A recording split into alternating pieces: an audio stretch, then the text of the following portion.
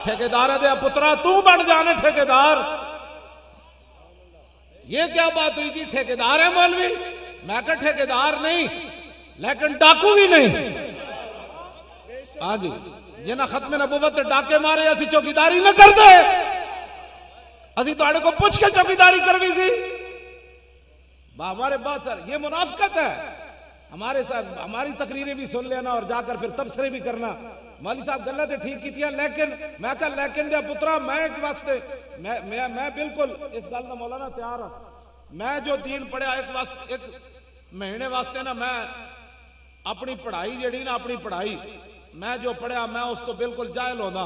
मैनू आके कोई नवा दीन पढ़ावे, जिस दीन विच खत्म नबूवत ते पैरा भी ना होवे, जिस दीन विच हुजूर दी इज्जत दी गल भी ना होवे, जिस दीन विच कुरान हदीस भी ना होवे, जिस दीन विच बदर भी ना होवे, जिस दीन विच ओद भी ना होवे, जिस दीन विच खंदक भी ना होवे, जिस दीन विच फतह मक्का भी ना होवे, जिस दीन विच हुनैन भी ना होवे, जिस दीन विच तबूक भी ना होवे, जिस दीन विच यरमूक भी ना होवे, जिस दीन विच कादसिया भी ना होवे, जिस दीन विच करबला भी ना होवे, जिस दीन विच खालिद बिन वलीद दा हिस्सा भी ना होवे, जिस दीन विच सिद्दीक अकबर दी खिलाफत भी ना होवे, जिस दीन विच हजरत उमर दी अदालत भी ना होवे, जिस दीन विच उस्मान गनी दा हया भी ना होवे, जिस दीन विच हैदर करार दी शुजाअत भी ना होवे, जिस दीन विच बिलाल दी अजान भी ना होवे, सानू भी दसो ना दीन।